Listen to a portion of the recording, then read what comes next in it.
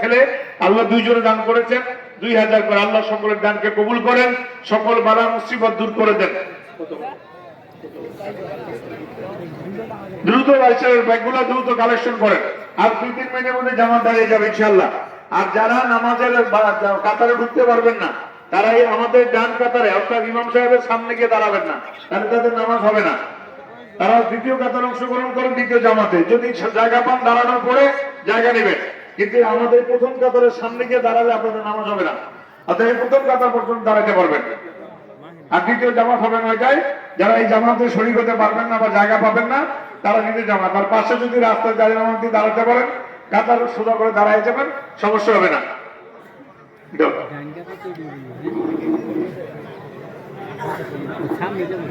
রাসেল ভাই 5,000 দিবে, আল্লাহ সকলে দানকে কবুল করেন।